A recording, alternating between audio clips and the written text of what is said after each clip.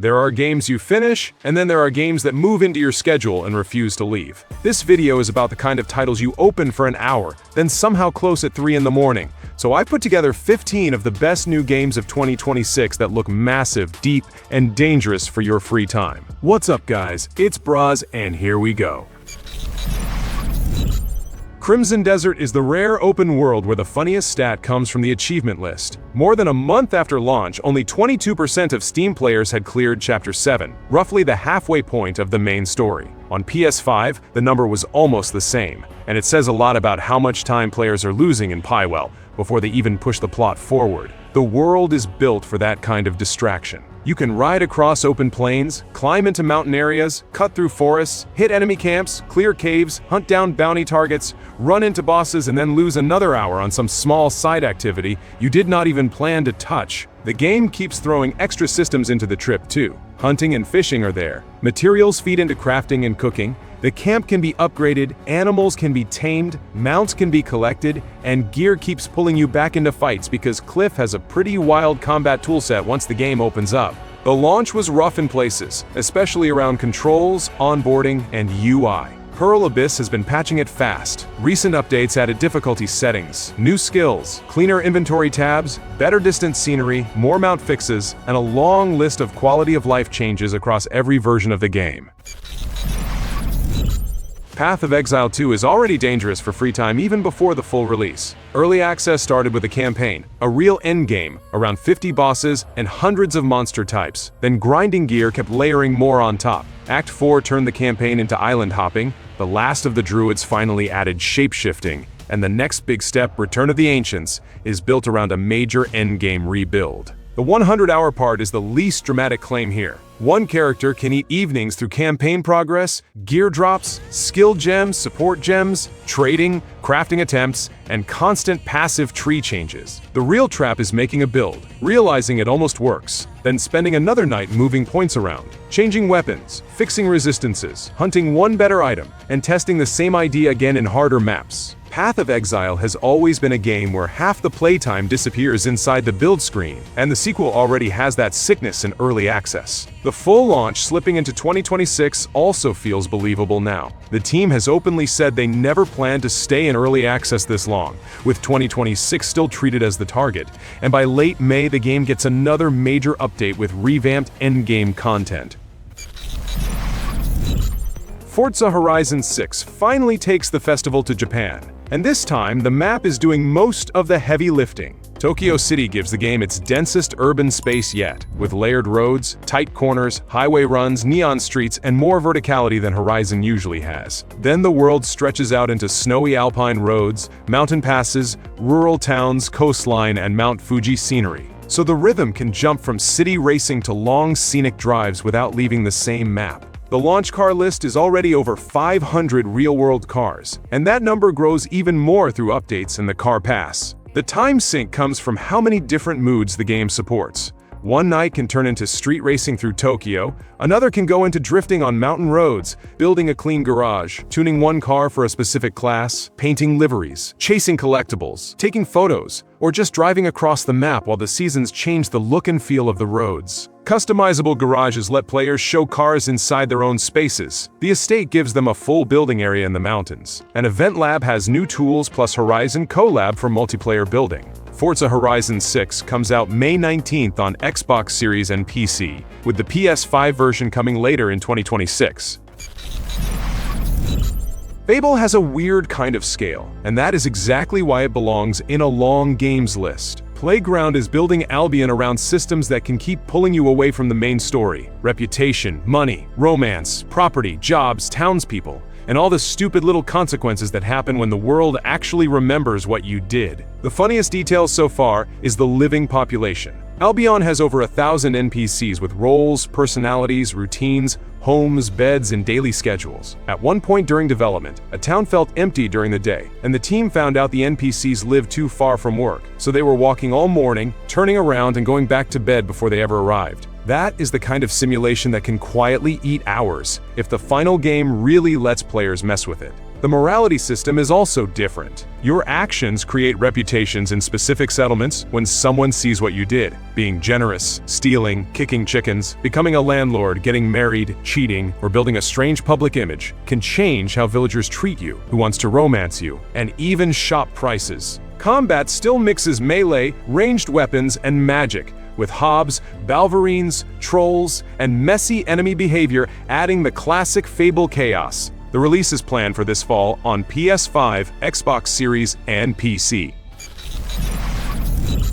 Grand Theft Auto 6 is the one game on this list where Rockstar barely needs to explain the scale. Leonida already looks like a full state shaped around chaos, with Vice City sitting at the center, then the Keys, swamp areas, smaller towns, ports, highways, beaches, clubs, motels, gas stations, and the kind of ugly little corners where GTA usually hides half of its best moments. Jason and Lucia give the story a different rhythm from GTA 5's three-character setup. They are a criminal couple trying to survive after a job goes wrong, and the whole thing seems built around trust, money, bad decisions, and people who are always one deal away from ruining someone else's life. The surrounding cast already has drug runners, music hustlers, club owners, robbers, social media wannabes, and paranoid weirdos, so Leonida has enough noise around it even before Rockstar starts showing side content properly. The long playtime here will probably come from the usual Rockstar sickness, where one story mission turns into an hour of police chaos, then you end up driving across Leonida for no real reason, finding strange little encounters, collecting cars, noticing dumb social satire everywhere, and wasting half the night just watching the world behave. GTA 6 is coming November 19, 2026 to PS5 and Xbox Series. Nioh 3 came out swinging pretty hard, and the reception has been unusually strong for a game this punishing. Critics were high on it, players mostly backed it up, and Team Ninja managed to change the structure without sanding down the part people actually play Nioh for: fast, brutal, build-heavy combat, where one bad read can still ruin a clean run. The biggest shift is the move into more open areas. You are still cutting through yokai, bosses, side missions, loot piles, weapon drops, armor sets, and strange historical fantasy nonsense, but the flow is less locked to a straight mission tunnel now. If one fight starts eating your patience, there is usually another area to clear, another shortcut to find, another mission to push, or another build idea to test before coming back stronger. That is where the long playtime really comes from. The main story can already take dozens of hours, especially if you are learning enemy patterns properly. Full cleanup turns into a much deeper grind. Side missions, co-op, gear farming, weapon mastery, skill rewards, higher difficulty runs, and endless tuning between samurai and ninja styles. The April update pushed the endgame even harder with Stone of Penance and new high-difficulty battle scroll missions, giving geared players another reason to keep breaking and rebuilding their setup. LEGO Batman Legacy of the Dark Knight is going for a much bigger Gotham than the old LEGO Batman games, and the city is clearly built as the time sink here. Batman can grapple, glide, drive through the streets, chase crimes, clear challenges, find rewards, uncover secrets, and move between places like Arkham Asylum, Ace Chemicals, and Wayne Tower. The story starts with young Bruce Wayne training with the League of Shadows, then moves into his rise as Gotham's main nightmare for criminals, with Joker, Penguin, Bane, Poison Ivy, Red Hood, and more of the rogues gallery around him. The interesting part is how focused this one is. TT Games confirmed 7 playable characters: Batman, Jim Gordon, Robin, Nightwing, Batgirl, Catwoman, and Talia al Ghul. That smaller roster already caused debate, but each character has their own tools, combos, and gadgets, so it sounds more like a deeper character setup than the usual giant LEGO menu. Combat is leaning into fast combos, stealth, detective skills, batarangs, batclaw moves, and environmental attacks. The Batcave also looks like a full collection hub, with suit displays, vehicle spaces, trophies, Batmobile customization, and Batmite shop for suits and items. Release is set for May 22nd on all current gen platforms, with the Nintendo Switch 2 version coming later this year. Subnautica 2 starts on a new alien planet, with a colony ship called Cicada dropping the player into a situation that clearly goes wrong fast. The first build is mainly about learning that ocean through survival, exploration, scanning, base building, and whatever creatures are already waiting in the dark, while the bigger narrative arrives later as the game expands. Co-op for up to 4 players is the biggest shift, although solo play is still supported, and it naturally changes the rhythm when one person wants to push deeper while someone else is already begging to swim back. The time sink is clear from the update plan alone. Early access is expected to run for around 2 to 3 years, with smaller updates roughly every 4 to 6 weeks, and bigger drops adding major features, world changes, and story content over time. A Subnautica run already grows from one simple dive into oxygen planning, safer bases, deeper vehicles, strange biomes, and coming back after each update to see what changed. The game enters early access on May 14th for Xbox Series and PC, including Game Pass on day 1.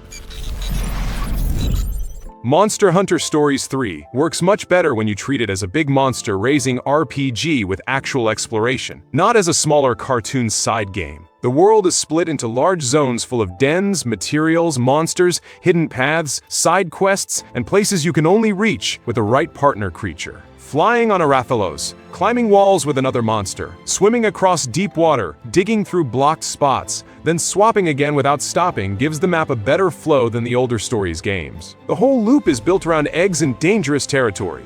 You ride out, find dens, steal eggs, hatch monsters, train them, change their genes, and keep adjusting your team for bigger fights. Bosses still feel very Monster Hunter, even in turn-based form, because body parts, weapon type, elements, monster behavior, and your own rider attacks all matter once the fights get serious. Releasing monsters back into different regions can change the local ecosystem, unlock stronger creature variants, and give you a reason to return to old areas. Some invasive monsters can turn a normal trip into a serious fight, while exploration, monster riding, big bosses, and team building carry most of the game. From the first minutes, Enshrouded drops you into Embervale, a ruined kingdom buried under the shroud where the whole map feels like it was built for slow cleanup. The world opens up piece by piece as you push through fogged-out valleys, climb into ruined towers, dig under the surface, clear hostile areas, and slowly make the land around your base feel safer. The best part is how many different types of players the game catches at once. Some people go straight into combat, clearing camps, fighting corrupted enemies, chasing better gear, and rebuilding their skill tree after every big update. Building can eat entire nights too, as players carve terrain into castles, fix up rooms, decorate the place, and turn one ugly shelter into a full settlement with NPCs and workshops. Co-op goes up to 16 players, so a server can easily become a shared construction project with dungeon runs attached. If this project somehow passed you by, the simplest context is this. During early access, Enshrouded already reached around 90,000 Steam reviews, with 86% of them positive. That is a strong number for a full release, let alone an early access survival RPG. So version 1.0 is coming in with a much more proven base than most games in this lane.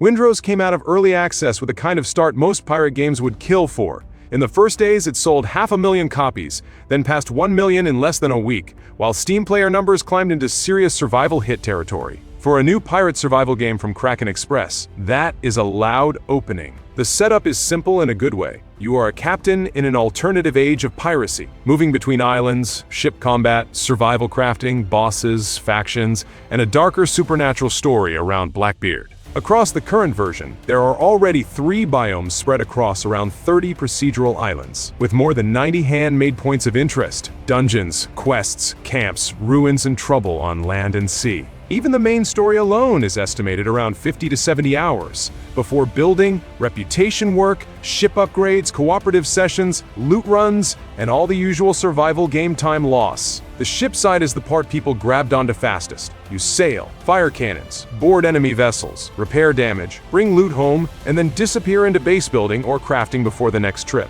The rough part is also real. The first big content update is at least 6 months away, while the team focuses on performance, stability, connection issues, and fixes. Still, the current early access build is already much bigger than people expected.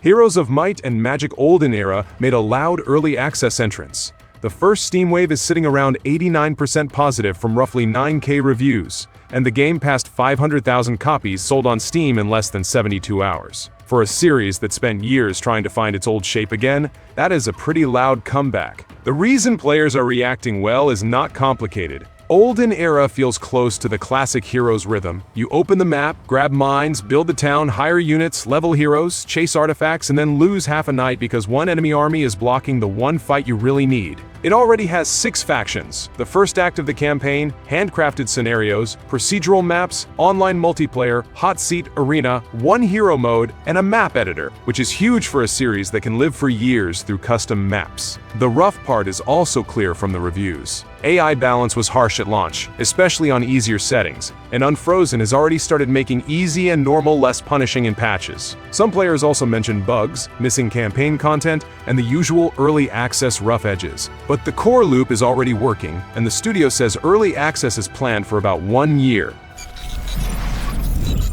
RuneScape Dragonwilds feels like Jagex took the old RuneScape habit of grinding one skill for hours and dropped it into a survival world with dragons, ruins, bases, and co-op. Ashenfall is a forgotten part of Gielinor, where the land is already half broken, dragons have taken over the food chain, and the player starts from basic tools before slowly turning a rough camp into a real stronghold. The RuneScape DNA is the main reason this can eat so much time. You go out for ore, come back with materials, upgrade gear, expand the base, unlock better crafting, push combat a little further, then suddenly an hour is gone and one more skill is close to the next level. Magic also gives the survival loop a more ridiculous RuneScape flavor. You can blow apart ore veins with spells, summon a ghostly axe to cut trees faster, and even pull fish from the water with magic instead of standing there with a normal rod. The early access build has already grown a lot. New regions added more ruins, tougher enemies, better gear, and extra places to settle, while the skill caps were pushed up to 99 for players who want the full RuneScape grind.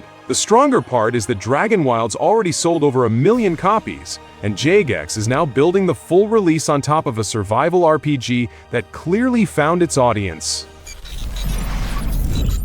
Slay the Spire 2 walked into early access with a giant shadow behind it. The first game is still sitting on over 185k Steam purchaser reviews, with an overwhelmingly positive rating, which is insane for a roguelike deck builder from a small team. The sequel started strong too. Then the mood split hard after balance patches hit the game. The complaints are easy to understand. A lot of players feel the sequel is too close to the first game visually and structurally, while the harder criticism is aimed at balance, enemy tuning, and runs that can collapse from one bad matchup. The new co-op mode, new characters, cards, relics, bosses, and timeline lore give the sequel more meat than it first looks, but the game is clearly still being pulled apart in early access. That is also why it can eat ridiculous time from the right kind of player. Every run is built from small decisions. Take one card, skip another, risk a fight, chase a relic, fix a bad deck, then die and start again with a slightly better read on what went wrong. Higher ascension levels make that loop even nastier, and Megacrit has already said the base difficulty is too high right now. Slay the Spire 2 is rough, addictive, and still changing fast.